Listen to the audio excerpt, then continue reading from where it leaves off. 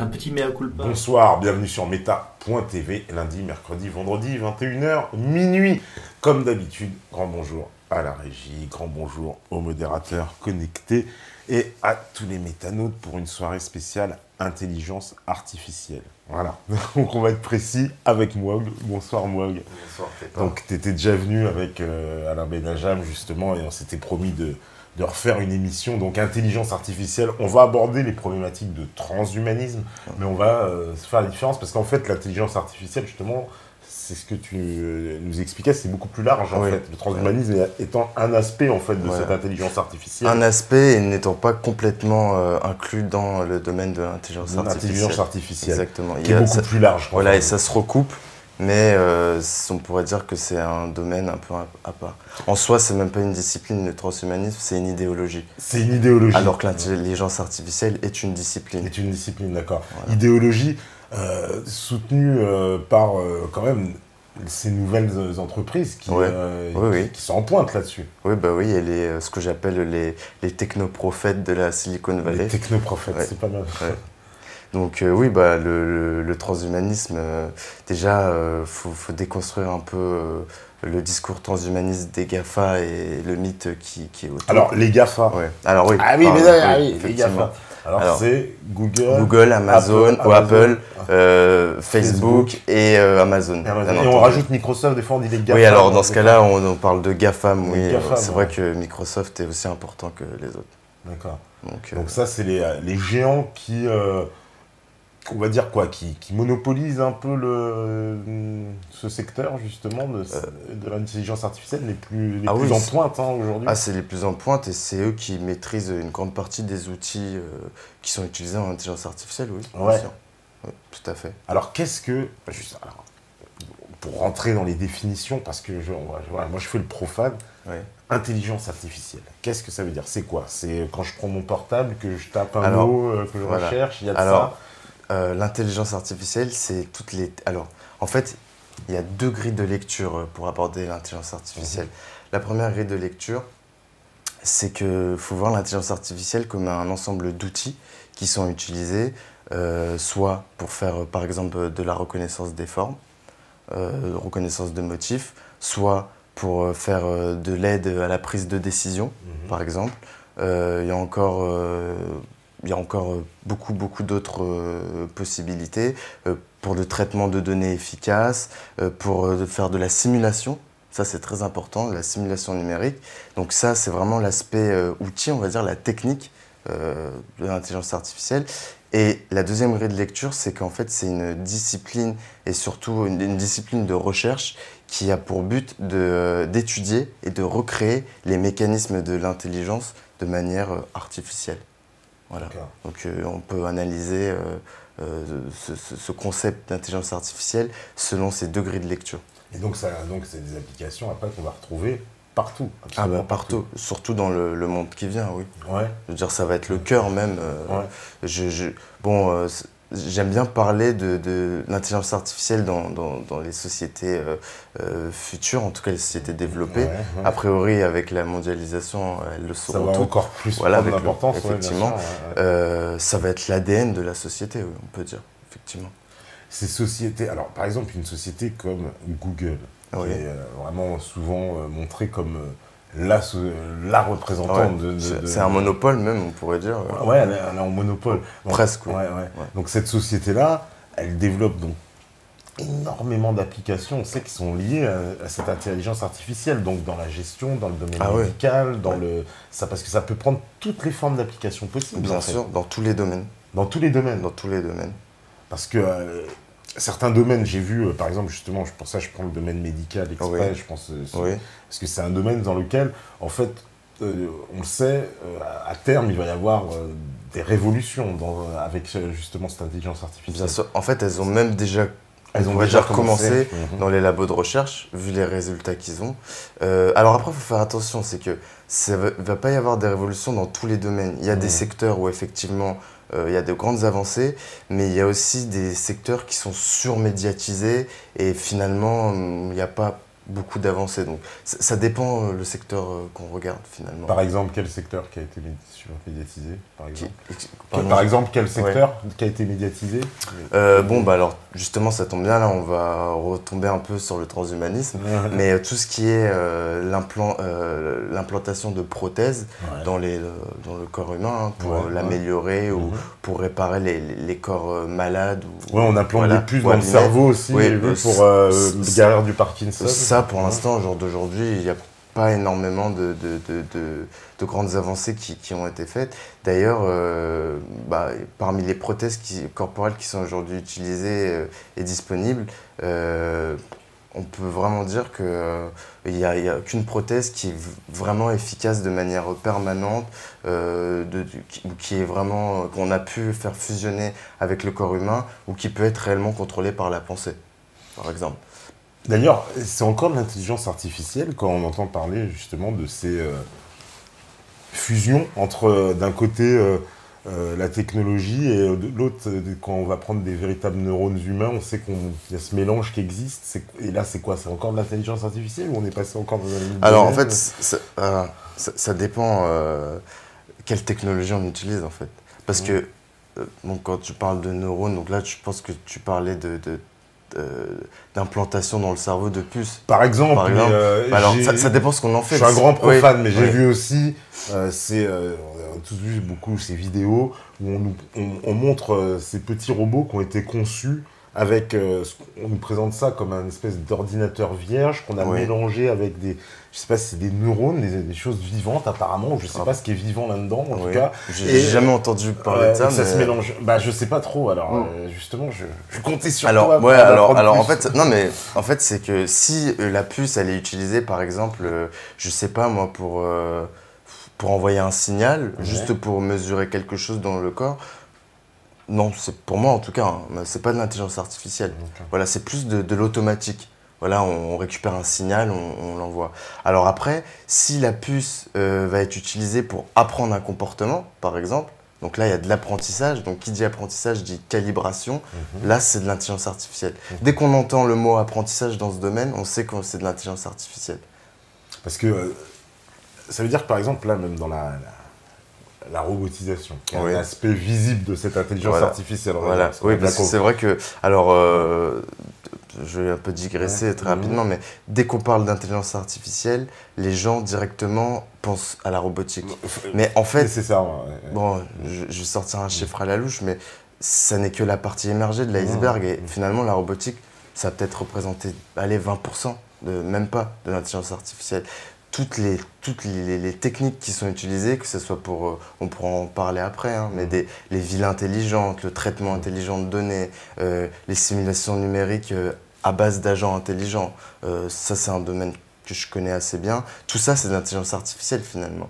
Et au fond, la plupart des gens qui travaillent dans l'intelligence artificielle ne le touchent même pas ou ne le voient même pas, les robots. Donc voilà, c'était juste pour faire... Oui, parce que éclaircir un peu. Oui, directement, les gens, quand on parle d'intelligence artificielle, pensent à Terminator. Évidemment. Combien de fois j'ai eu comment dire, tu vas recréer Terminator, etc. Oui, voilà. Oui, c'est sûr. Ça, c'est parce que c'est la partie médiatisée, donc c'est toujours plus attrayant. Et puis on se projette facilement, parce qu'on imagine bien dans un futur, justement, des espèces de robots très humanoïdés, comme guillemets. Voilà, il pourra lui dire « tu vas chercher le café et puis il va nous préparer le café », on imagine totalement le truc, quoi. Oui, c'est sûr. Et ça, c'est totalement... De toute façon, on l'a vu, puisqu'il y a même, j'ai vu, montrer ces vidéos avec Steph de ces robots programmés pour accomplir des plats comme les grands chefs et qui reproduisent des gestes. Alors ça, vraiment, là, c'est purement de l'intelligence artificielle. Parce que, voilà, tu as dit le mot « apprendre ». On est dedans. Voilà, le robot, il va apprendre...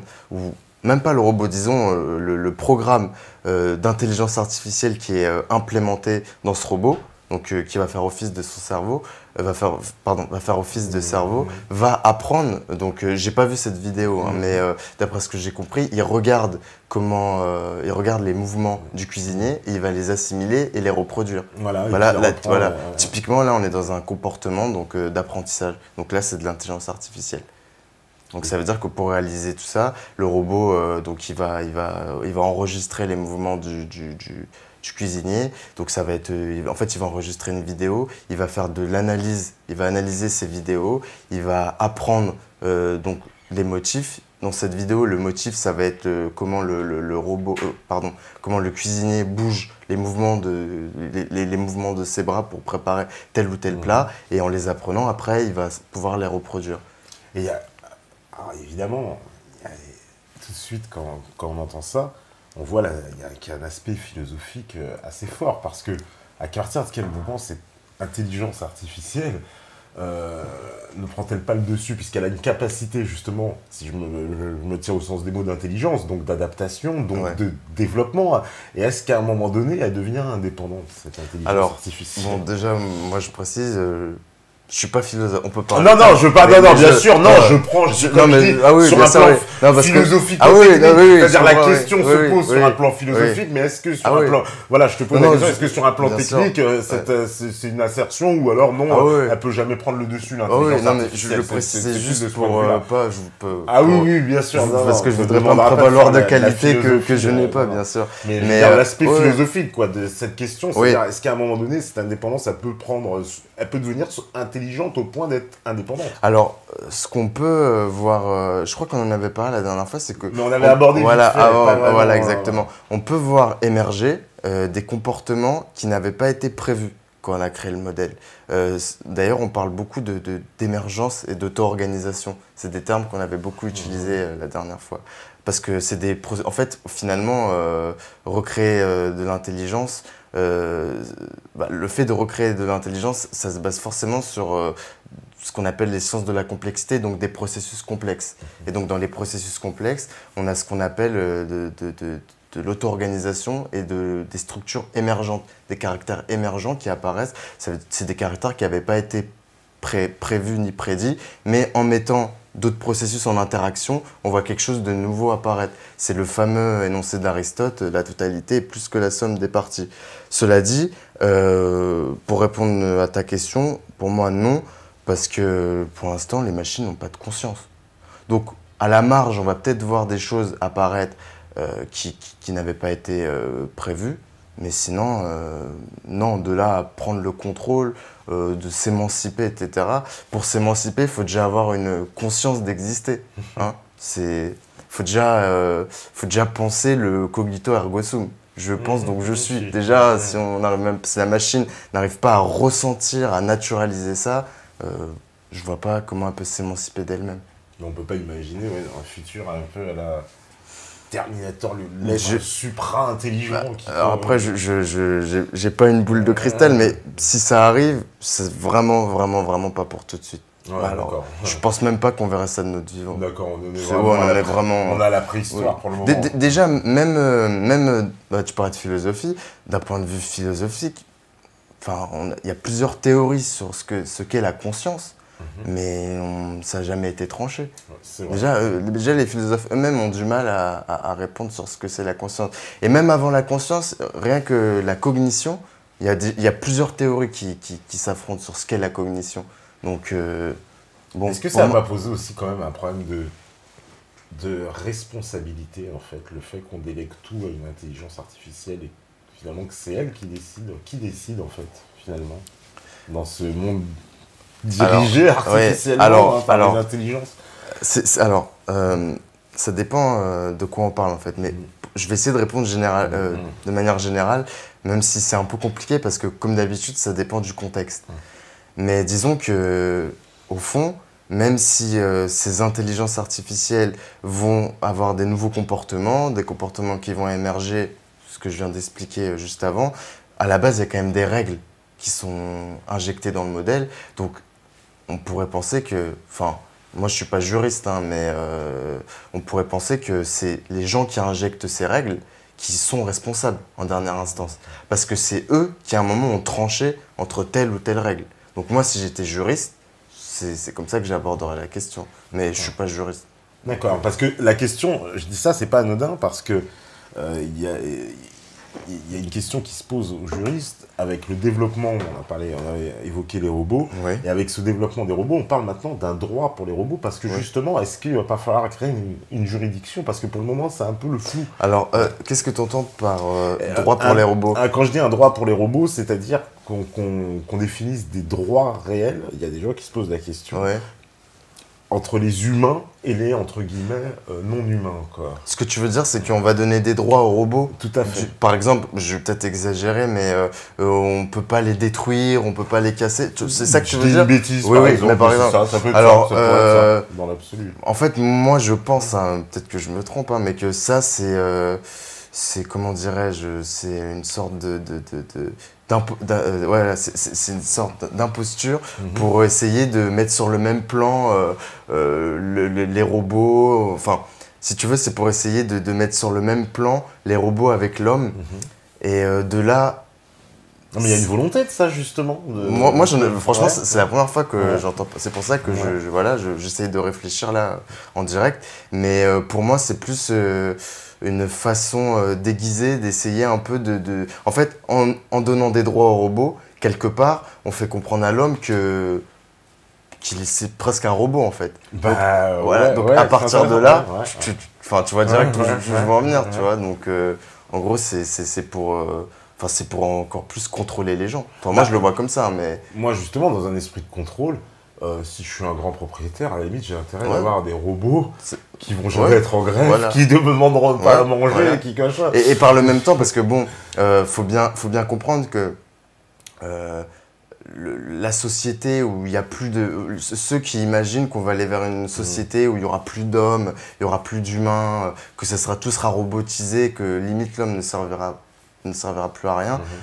Moi, j'y crois pas pour une raison très simple. Et là, je vais m'appuyer sur la philosophie marxienne, sur Marx, c'est que finalement, dans le capitalisme, ou même aller même plus loin que le capitalisme, dans la logique marchande, ce qui donne de la valeur, c'est le travail humain, c'est le travail vivant. D'ailleurs, pour les machines, Marx parle de travail mort. Le travail machinique, c'est du travail mort. Donc, en dernière instance, il y aura toujours des humains qui travailleront quelque part pour quelque chose. Bon, sur ça, on est d'accord. Donc, pour moi, avec ce que tu viens de dire là, c'est plutôt, on prend le maximum de robots, parce qu'effectivement, ou de machines, même si on est loin encore de ça, hein.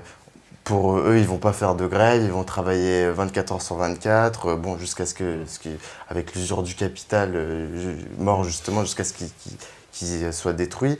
Et en même temps, en donnant des droits aux robots, on fait comprendre des droits presque égaux à la fin, hein, voilà, qu'aux travailleurs qui sont encore vivants, en chair et en os, vous êtes comme des robots, vous avez les mêmes droits que les robots. Donc, qui dit les mêmes droits que les robots dit que vous devez vous plier aux mêmes conditions, presque, tu vois. Donc, moi, là, vraiment, là, c'est en direct que je pense à tout ça. C'est la première fois que j'entends parler de ça. J'avais plutôt entendu parler des études juridiques qui sont faites sur les impacts de l'intelligence artificielle voilà, dans notre société, mais jamais de donner des droits aux robots. Je suis le premier surpris. Enfin, un juridique. Enfin, oui, développer un oui, droit oui, spécifique, oui. en fait, qui concerne ça.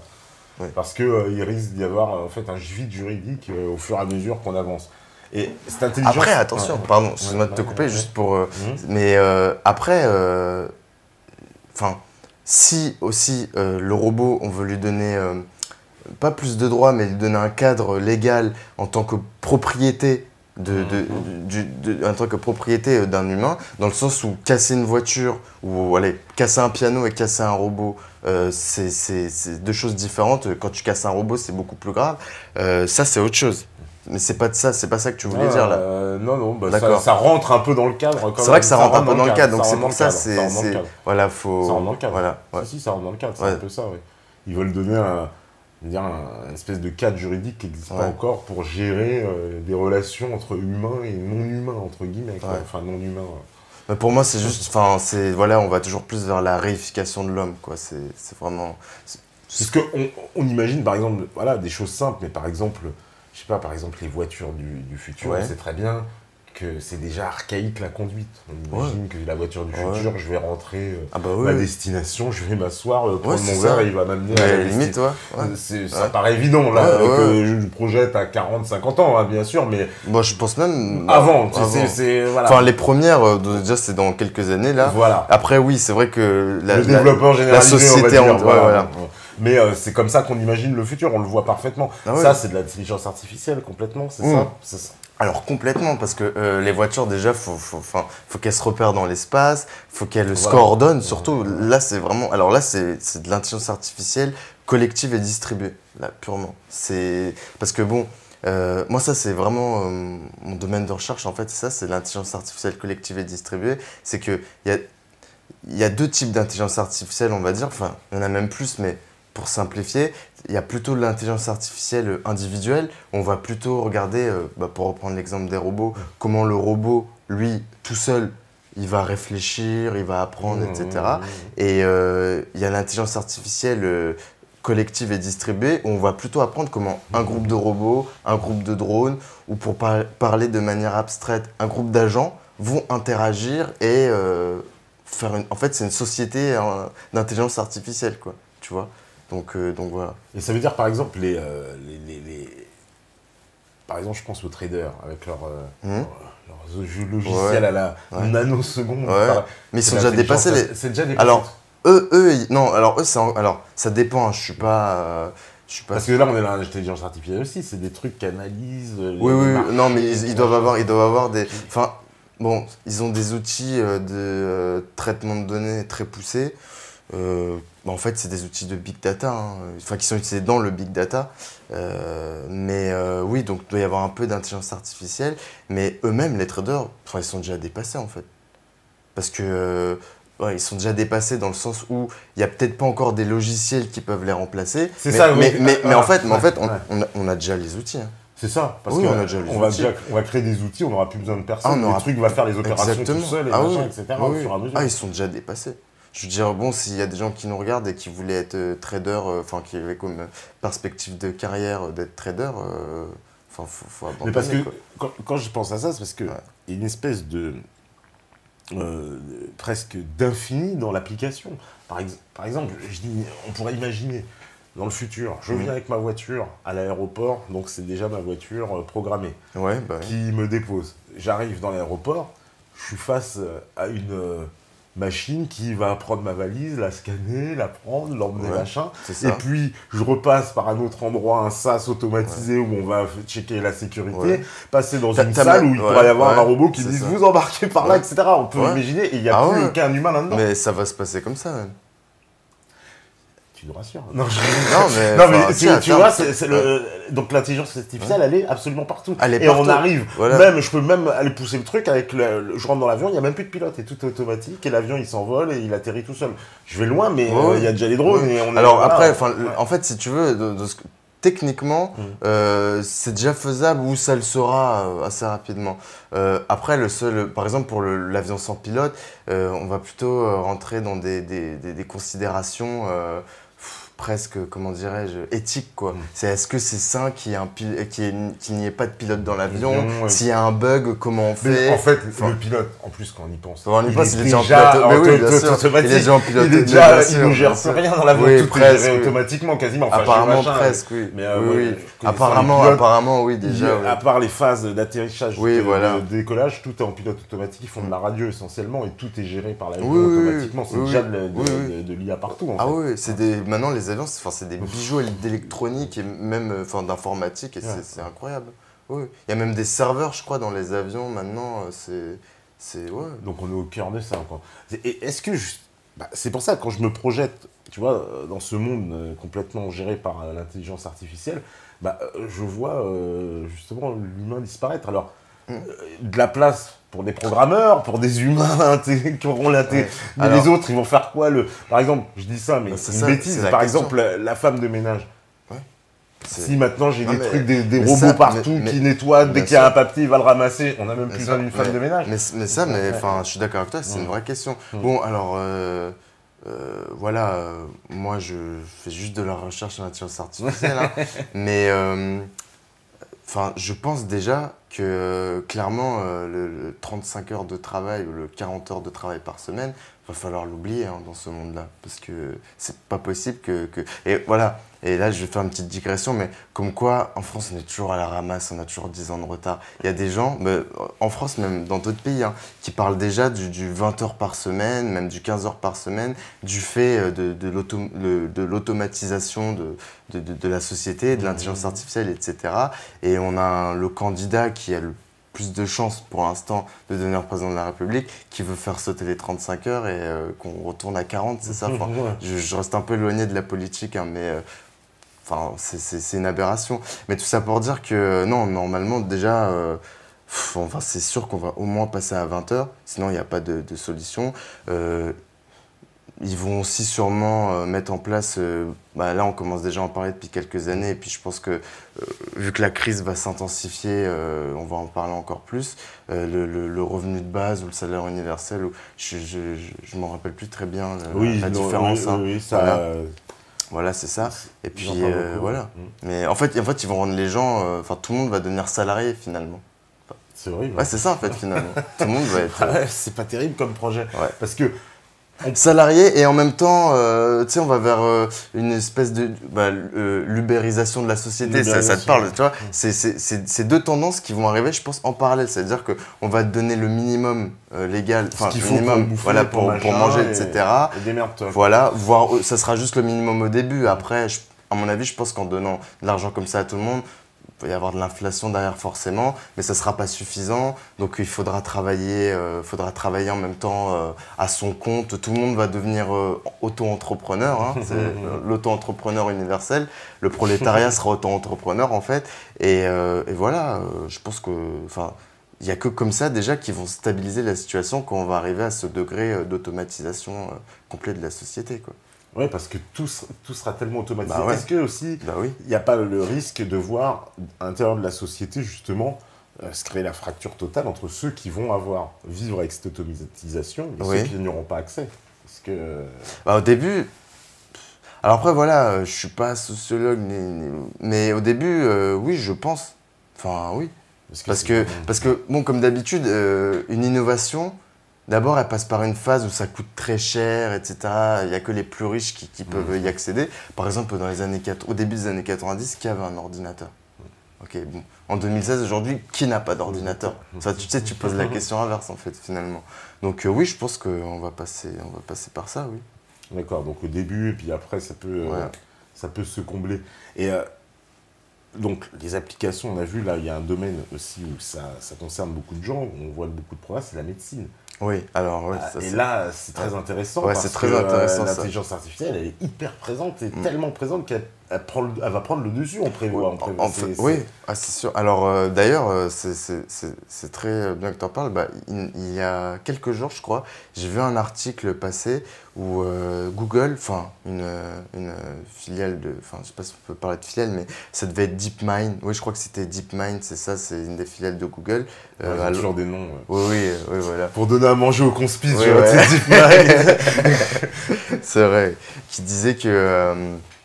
Qui ont publié un article où ils expliquent que je crois qu'ils ont créé un algorithme qui, donc à base d'intelligence artificielle, plutôt orienté big data, donc c'est des outils qui sont utilisés dans le big data, qui a un taux de réussite supérieur aux médecins. Je crois qu'il était, alors, soit 93%, soit 95%. C'était un des deux, je crois. Mais bon, clairement, il bat les médecins, quoi. Il bat les médecins parce que, en gros, on va lui donner plein de données à un ordinateur qu'un médecin ne pourra jamais traiter. Exactement. On va lui donner des bases de données énormes. Par exemple, imagine qu'on lui donne la base de données de... Enfin, imaginons qu'on arrive à réunir la base de données des maladies de tous les Français sur ces 10 dernières années. Tu t'imagines le nombre de données? Voilà. Il va apprendre tout ça. Donc bon, il faut quand même des infrastructures solides, hein, mais bon, Google peut se le permettre. Puis, enfin, je veux dire, derrière, par rapport à un médecin, Enfin, je veux dire, voilà. Parce qu'on peut imaginer que même, voilà, alors, ça veut dire que l'évolution même du métier de médecin, ça va être de traiter justement avec ces organisations, c'est pour avoir les données, etc. Et, parce que lui ne pourra pas le faire lui-même, c'est impossible. Au final, même le médecin... il va devenir une infirmière, c'est ce que disent certains. Moi, je suis triste de dire ça. Enfin, je veux dire, ça me fait pas du tout plaisir. Voilà, on va encore vers encore plus de réification. Il y aura même plus de contact humain. Mais oui, le médecin. Parce que c'est un peu ça, quoi. On va prendre, par exemple, on va te faire un prélèvement, le truc, il va te faire toutes les données, il va analyser ton ADN, et il va te sortir un diagnostic que même un médecin, il pourra pas. C'est impossible. Mais même encore pire, tu te connectes sur un site internet, tu mets tes symptômes. Truc certifié et tout, hein, bien sûr. Je sais pas, par exemple, on aura sûrement tous un lecteur de cartes ou même pas. Tu passes ta puce RFID, là, voilà. Tu passes ta puce, tu auras un lecteur, tout le monde aura un lecteur lié à son ordinateur. Hop. Donc, il y a un mécanisme d'authentification qui se fait avec ce site qui est bien officiel, qui est soit un site de l'État, soit un site privé, mais avec, qui a des accords avec l'État. Et tu rentres tous tes symptômes, il analyse tes symptômes et il te sort la bonne ordonnance directement. Il te l'envoie dans ta puce RFID, c'est comme ça qu'on dit, voilà. Tu vas à la pharmacie, tu passes encore une fois, voilà, et tu récupères tes médicaments. Et attention, je dis pas forcément qu'on va aller vers ça tout de suite. Non, mais en fait, quand on se met dans et ça, on en avait quand même un peu parlé de la logique de déploiement du capitalisme la dernière fois. Quand on se met dans une société capitaliste et donc d'un point de vue capitalistique, on ira forcément vers ça. Il y en a qui me disent que c'est pas parce on a inventé un algorithme compliqué qu'on peut parler d'IA. Ah bon? C'est quand même lié, non? Je ne comprends pas de quoi parle cette personne en fait. C'est lié à quoi? Bah, je sais pas. C'est pas parce que tu as inventé un algorithme énorme qui a pensé à toutes les éventualités que l'on peut parler d'IA. Non, mais c'est le principe. Je pense que la personne ne sait pas de quoi elle parle parce qu'on peut, enfin, je veux dire, on peut créer un algorithme énorme dans plein de domaines qui ne sont pas de l'intelligence artificielle, en informatique, oui, et on peut aussi créer des algorithmes qui font 4 lignes et on peut déjà parler d'intelligence artificielle. Donc, bon, franchement, sinon, je vois pas de quoi parle cette personne. D'accord. Bon, bah, non, mais on laisse tomber. Justement, alors, pour faire la transition avec ces technologies, donc on l'a vu dans la médecine, donc c'est en train vraiment d'arriver à fond. Alors, juste pour la médecine, après, il ne faut pas oublier quand même que les gens, il y a même beaucoup de personnes âgées qui vont presque voir leur médecin pour avoir un contact humain. Donc, c'est pour ça que... Bon, on a vu, même il y a des médecins, j'ai vu, qui se déplacent maintenant, ils n'ont plus besoin, en fait, il est dans son, comment on appelle ça, dans son cabinet, et il peut faire le tour de ses patients de l'hôpital avec un espèce de robot qui rentre dans les chambres, et lui, en fait, il est dans son bureau. D'accord, non, ça, j'ai jamais vu ça. Bon, en fait, à chaque fois, c'est vrai que tu me parles beaucoup de choses et je te dis, j'ai jamais vu, mais j'essaie de pas trop passer de temps sur Internet et bon, voilà. Non, mais c'est l'application, voilà, ils sont déjà avec ce médecin qui tourne et comme ça. Alors le médecin explique qu'il gagne beaucoup de temps parce que effectivement il n'a pas besoin, voilà, il peut visiter les médecins, visiter les patients sans être présent physiquement, il gagne plus de temps. Voilà. Alors application sur application, à la fin, en fait c'est quand même... Un médecin pour 1000 patients, donc ça permet de... Bah ouais, non mais déjà là, ce que tu me dis, ça me fait penser à ça. Ouais, c'est ça, on va réduire le nombre de médecins, puis aussi il y a l'autre danger, c'est de laisser en fait... comme toute cette partie technique qui va prendre le dessus, inévitablement, elle va être aux mains quand même d'intérêts privés comme Google. C'est eux qui vont être les maîtres, les vrais maîtres. Mais bon, moi ça m'attriste un peu de dire ça, mais je pense que l'État-nation est mort. Vraiment. Et je pense que le monde dans lequel on va, en fait, ce qui va prendre la place des États, mais ça ne sera pas des États, hein, mais en termes de poids, d'importance et de puissance, ça va être ces grands groupes. Là, voilà, ces grands groupes monopolistiques, oui, qui contrôleront comment dirais-je, les points les plus importants. Les points les plus importants. Voilà, un peu comme la dans tous ces films d'anticipation où on voyait une espèce de grosse société qui contrôlait tout, qui fabriquait tout, qui était qui avalait, qui rachetait même les villes, les municipalités, etc. Mais attention, enfin, en disant ça, je suis pas du tout contre l'État-nation. Hein, au contraire. Mais objectivement, quand j'analyse la situation, j'ai l'impression qu'on va vers ça. Oui, ça me fait très peur. Grand changement, mais sinon, il n'y a pas de. À moins grand changement, mais après, bon, le problème, c'est qu'il y a une loi. C'est presque la philosophie, au moins de la métaphysique. Mais il y a une. Enfin, pour moi, l'histoire ne repasse jamais deux fois les plats.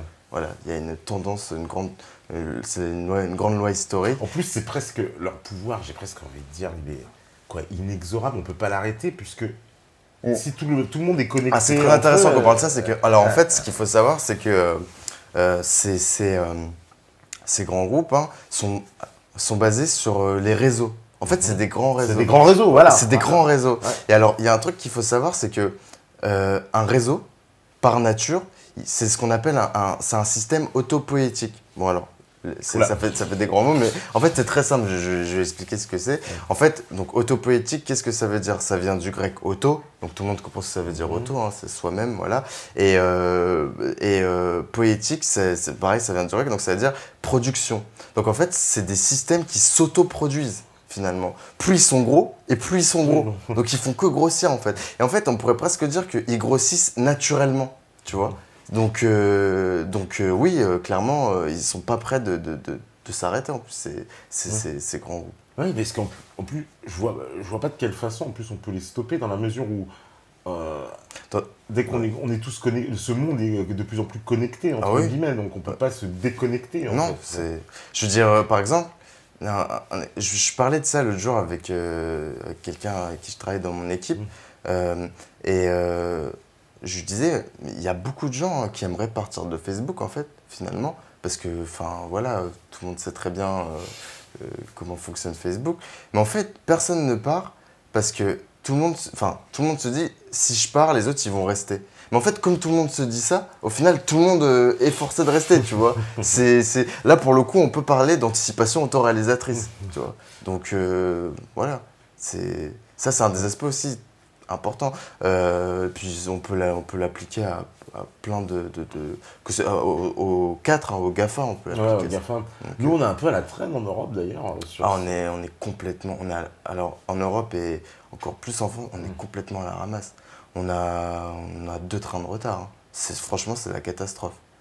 Ah oui, parce que tout se joue côté Pacifique, entre la Silicon Valley et la Chine. Bien sûr, mais attendez, je veux dire, tiens, un événement très récent, et c'était il y a 10 jours donc, la DGSI, la DGSI a donné les clés de la Maison France à la CIA. À la CIA, alors voilà. Ils ont donné les clés de la maison. Tu vas me confirmer ça. Ah, mais parce que je te confirme. Cette nouvelle est absolument incroyable. Et le traitement des données c'est ça, de la DGSI est sous-traité par une agence. Par la CIA. Par la CIA. Bon, on va le dire. C'est la CIA qui a fondé la start-up. Voilà. Donc, bon, ils font pas une start-up par hasard ou pour les beaux yeux du dirigeant de la start-up. Voilà. Non, alors en fait, c'est très simple. C'est toutes les personnes qui nous regardent là, vous devez savoir que toutes vos données aujourd'hui sont aux États-Unis. Mais bon, elles l'étaient déjà parce qu'on a tous des comptes Google, Facebook, etc. Mais en fait, cette fois-ci, c'est des données certifiées. C'est ça qui est grave. C'est-à-dire que c'est des données de l'État. Ça veut dire que les Américains, donc la CIA, a vos codes. Vos identifiants de carte d'identité, votre photo, votre couleur de peau, la couleur de vos yeux, limite votre arbre généalogique, voilà. Et toutes les données certifiées que l'État français a ont été transmises dès que la DGSI a annoncé qu'elle avait sous-traité à Palantir, ils avaient envoyé les 60 millions les données des 60 millions ou 66 millions. Et ça, je le sais de sources sûres, de sources très très sûres. Donc voilà. Ça, c'est la catastrophe. C'est une catastrophe. Ah, mais ça, c'est... Franchement, je pense que dans ces 10 dernières années, au moins, je crois que, pour moi, hein, c'est la plus haute trahison. Surtout la plus grande trahison. Surtout dans le monde dans lequel on est en train d'entrer. Où ça devient les données, voilà, ça va être stratégique. stratégique. Je sais pas, Parce que justement, on abordait en off le problème de la souveraineté la numérique. souveraineté numérique, c'est très important. Très très important. Parce qu'on est dans ce monde numérique, on va, comme le disait, c'était Alex Couture qu'à l'époque, il disait nous nous dirigeons vers une dictature numérique, c'est-à-dire une vraie dictature numérique, comme il dit Daniel Depree, la Big Brother gouvernance, c'est-à-dire on va vers ça. Voilà, la gouvernance généralisée par la technologie. Et là, on y plonge encore, quoi. Ah oui, alors déjà, il y a un truc qu'il faut savoir, c'est que, bon, ça c'est vérifié, hein, tous les diplomates, les experts, les industriels ont montré que lorsqu'une région du monde n'a pas les acteurs économiques et industriels capables de dessiner le futur de ces domaines, elle est rayée de la carte, elle disparaît. Ça, voilà. Donc, déjà, ça, c'est une règle, voilà, tous ces grands industriels, diplomates et tout le savent très bien. Donc, quand on sait ça, et normalement, les gens qui sont à la tête de la DGSI ou même de l'État, ça doit forcément le savoir. Moi, je comprends pas comment ils ont pu prendre cette décision. Mais alors après, il y a autre chose, c'est que, en fait, il faut que les gens ils se réveillent. Parce que, bon, moi, je suis quand même, je lis des revues et je côtoie des gens qui sont souverainistes, voire même qui se revendiquent nationalistes, etc. Mais je suis toujours amusé de voir qu'ils utilisent encore Windows, qu'ils ont encore des boîtes mail Gmail, qu'ils utilisent encore de toute la technologie américaine, en fait. Enfin, je veux dire, si vraiment vous voulez commencer à vous protéger, et ça, j'ai essayé d'en parler la dernière fois, mais on n'avait pas beaucoup de temps, il faudrait déjà au moins passer à Linux. Il faudrait virer les boîtes Gmail, Yahoo, etc. Et au moins passer au minimum hein, les boîtes françaises. Enfin, maintenant, ça ne sert plus à rien parce que les données sont envoyées là-bas. Au moins, prendre des boîtes cryptées. Moi, je pense notamment à ProtonMail. Pour communiquer, il y a plein de... Maintenant, bon, je ne veux pas faire trop de pub, hein, mais il y a plein d'applications cryptées, etc. Bon, WhatsApp aussi, soi-disant, maintenant, ils font un système de cryptage qui s'appelle end-to-end encryption. Mais j'y crois pas trop, hein, c'est Facebook. Je suis sûr qu'ils donnent les clés de cryptage à la NSA. Mais voilà, faut déjà commencer soi-même, faut déjà appliquer à soi-même ce qu'on veut que l'État applique, que la nation applique. Oui, mais la plupart des gens, on va être clair. Ils en ont rien à faire. Ils n'en ont rien à faire, c'est des quiches. Moi, le premier, je dis, je suis une quiche aussi, j'avoue. Mais si on ne connaît pas tout ça, programmer par exemple, voilà. Non, mais alors là, je n'étais pas en train de dire programmer. Non, mais même, c'est prendre ces habitudes-là, quoi, en fait. Tu vois, il faut vraiment qu'il y ait une éducation là-dessus, parce qu'on n'y pense pas, en fait. Oui, ça, c'est vrai. On n'y pense pas, se dire que nos données, même souvent, bon, on commence à avoir le réflexe, par exemple. Souvent, on te demande, par exemple, ton numéro de téléphone, dis pourquoi, c'est pourquoi faire, machin. Avant, on avait l'habitude de donner justement un peu voilà, les informations sans retour. On a bien compris que... tu parles sur Internet? Sur Internet, ou même des fois, ça t'arrive dans certains magasins, certains trucs qui te demandent des infos, etc. Et, tu lui demandes pourquoi, si tu vas recevoir des pubs, voilà, etc. exactement. Ouais. Mais il faut qu'on ait ces habitudes-là. Toi, tu lui dis tout le temps, en fait, dans notre... Ah non, mais en fait, normalement, après, peut-être qu'on n'a pas envie de résister. Hein. Et dans ce cas-là, je comprends si chacun fait ça. Non, mais des fois, on se rend pas compte des trucs. C'est-à-dire que les gens n'ont pas conscience, forcément. C'est pour ça qu'il faut expliquer comment ça se passe. Bah, faut trouver. Pour le coup, Google est votre ami. Hein. Est-ce que c'est vraiment... Non, elle est formidable, cette séquence. Google en vrai, c'est plutôt votre ennemi. Mais il suffit juste de taper alternative et pour le logiciel que vous voulez. Et voilà, quoi. Donc, il faut aussi faire un effort. Ouais, mais il y a une espèce de loi quand même. Attends, je veux dire, je vais faire mon avocat du diable, mais c'est quand même... C'est le monde des monopoles. Je veux dire, si t'as pas une boîte Gmail, tu peux voilà, si tu veux un compte YouTube. Moi, j'ai si pas tu de. veux, Ah, mais alors attention. Si tu veux après, Facebook, non, mais attends. Après, tu peux te créer. Un compte Gmail, enfin tout le monde, j'ai même plein de comptes Google, je les utilise pour voilà, donc il faut relativiser ce que tu es en train de faire. Voilà, ah oui, bien sûr, je dis pas je parle parce qu'ils sont imparables, ils sont presque incontournables ces outils, quoi. C'est ça. Si tu arrives dans ce monde-là, si t'as pas une page Facebook, tu te prives d'un outil de communication incroyable. Si t'as pas de compte YouTube, ah non, mais attention, je dis pas qu'il faut être un extrémisme de la souveraineté numérique, de s'isoler du monde, de passer sur Diaspora. J'en connais, tu sais qu'il y a des gens, des fois ils m'écrivent un mail, ils me disent non mais je vais pas sur le truc parce que c'est pas un logiciel ni parce que c'est pas machin. Il y a des gens Oui, qui non, sont très, enfin, tatillons sur ça. Hein. Ils ont raison, mais là, je parle vraiment pour... là, déjà, ce que je disais, c'est pour monsieur tout le monde. Ouais. Et sans... Enfin, je dis ça normalement. Même une quiche, ouais. quoi, normal. Oui, bah... non, mais par exemple, bon, maintenant, c'est plus d'actualité, mais... aujourd'hui, moi, par exemple, j'utilise ProtonMail. Donc, c'est crypté. Et alors, quand tu discutes avec des gens qui ont aussi ProtonMail, tout est crypté.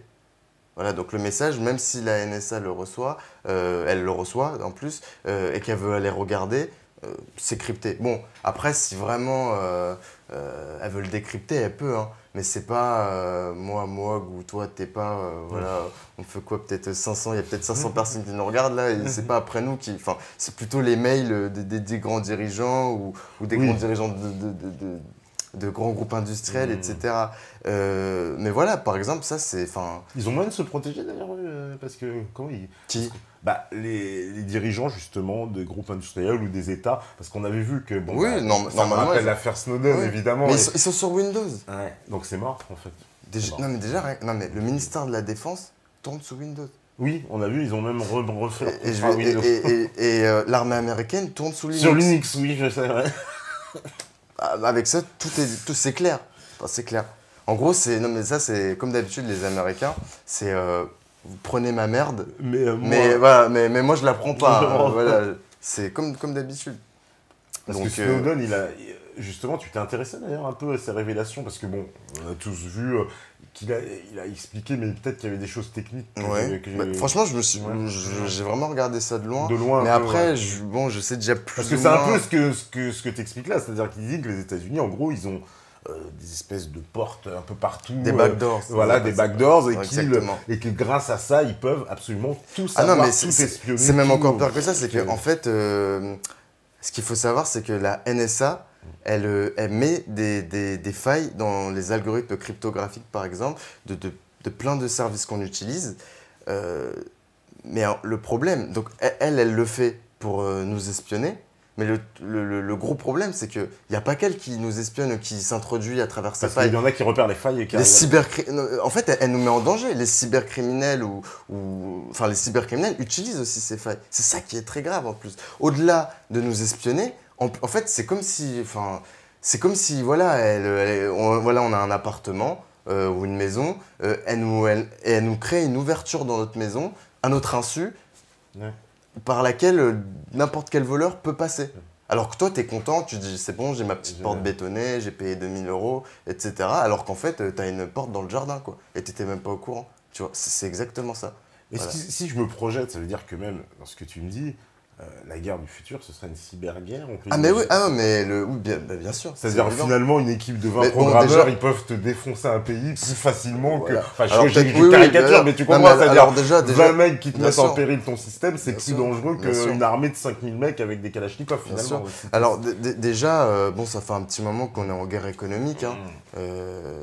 D'ailleurs... Parce que je dis ça parce que, c'est pas un honneur, mais je dis cette cyberguerre parce qu'elle a pris forme récemment, il y a eu beaucoup d'attaques contre des pays, ça s'est multiplié. Oui. On a vu que ça s'était passé en Lituanie, ils avaient bloqué le système. C'était la première, ça, où les Russes ont mis une bonne correction. Une correction aux Lituaniens, visiblement. Ils ont remis à leur place. Voilà, donc ça, c'est la guerre de l'avenir, ça, en gros. Mais oui, et c'est pour ça que c'est... Je suis tombé des nues quand j'ai vu cette information de la DGSI. Si, parce que c'est surréaliste. En fait, on s'est livré à l'ennemi, là. On a vraiment... Non, mais en fait, c'est comme si, imagine, je sais pas, moi, on est en 14, les Allemands, ils sont à la frontière, et nous, qu'est-ce qu'on fait? On leur donne nos chars. On leur dit, entrez, prenez nos chars. C'est exactement ça. C'est incroyable. Parce que la guerre du futur, donc voilà, ça, on peut imaginer aussi le terrorisme du futur. Le mec qui prend contrôle, tiens, on en parlera dans la deuxième partie des villes intelligentes, tout, mais imaginons le mec qui prend contrôle du système. Je sais pas, tu vois, il fait un machin, il coupe l'électricité pour un hôpital, il coupe les arrivées d'eau pour la centrale nucléaire. Voilà. Ça va être ça.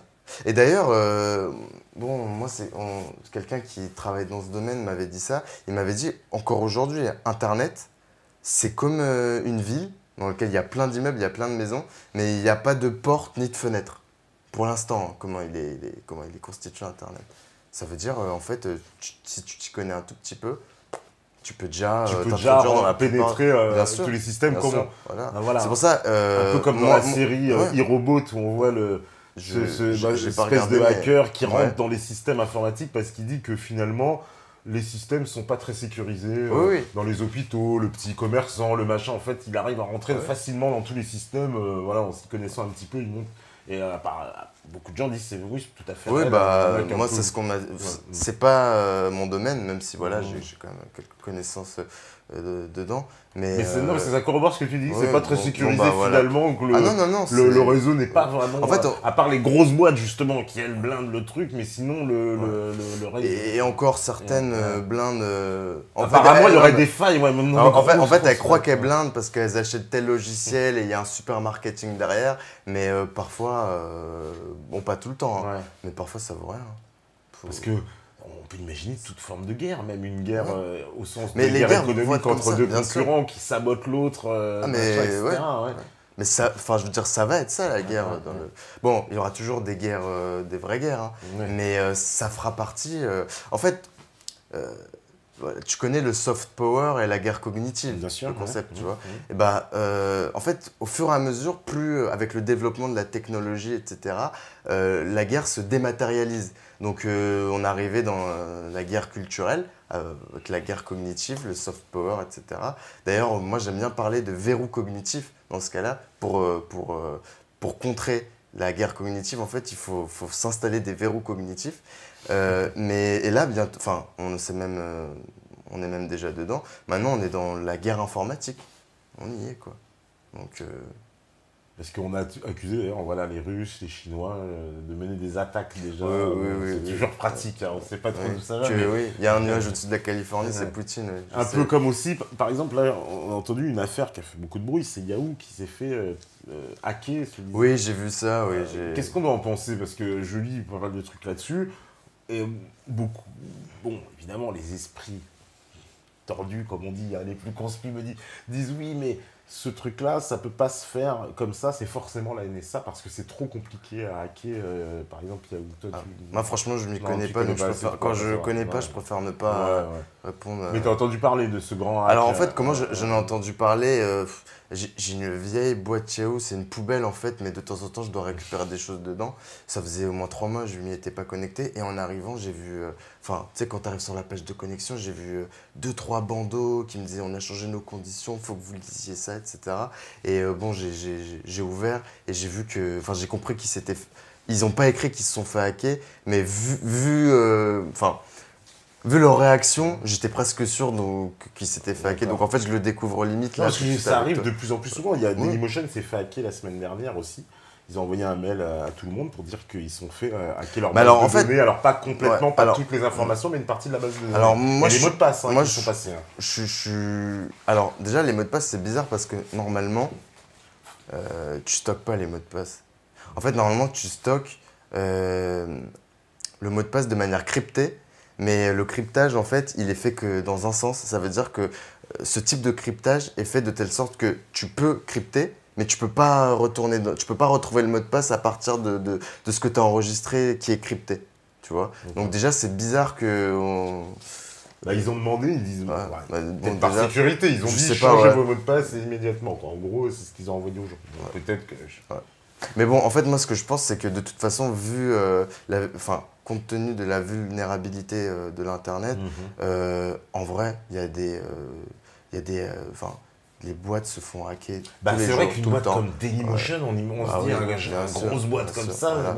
Alors, non, quand je dis tous les jours, je veux dire forcément, chaque jour, il y a une grosse entreprise ou une moyenne entreprise sur la planète, moyenne entreprise, c'est sûr, qui se fait hacker. Après, selon la gravité, selon les fuites, etc., parfois, elles doivent communiquer, parfois, elles peuvent le cacher. Si c'est un petit truc, ça va pas trop fuiter, voilà. Parce qu'en fait, ce qu'il faut savoir, c'est que quand il y a un gros hack qui a été fait comme ça, les hackers, ils le revendiquent, quoi. Tu vois, c'est comme les attentats.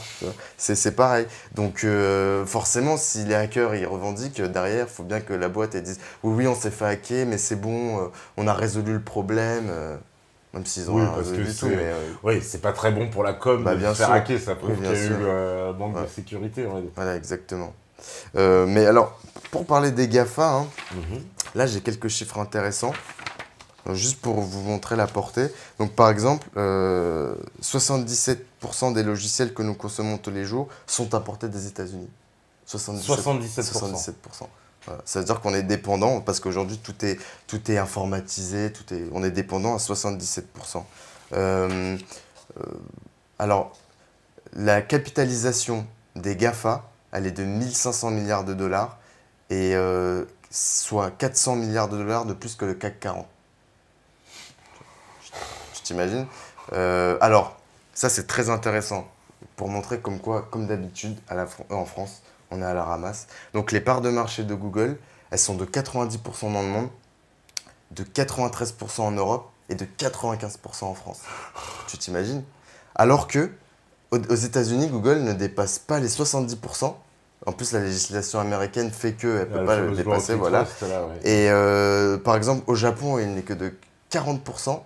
Et en fait, on s'est rendu compte que dans les pays où il y a une alternative, elle dépasse rarement les 60%.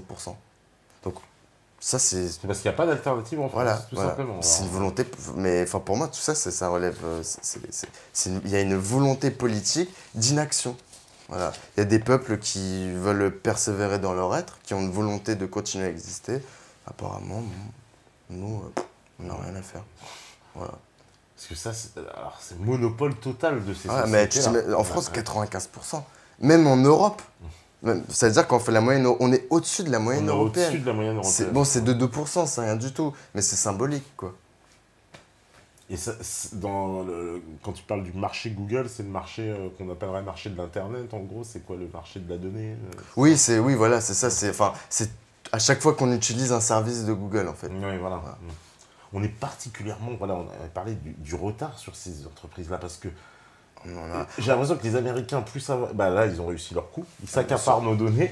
Par contre, nous, on n'a rien, on ne travaille pas sur il n'y a pas d'entreprise qui sont sur ce créneau-là. Alors, je vais, mais c'est même encore pire que ça. Alors, en fait, moi, je travaille dans le meilleur, on va dire, voilà, un des meilleurs laboratoires d'intelligence artificielle de France, au moins le plus grand. Et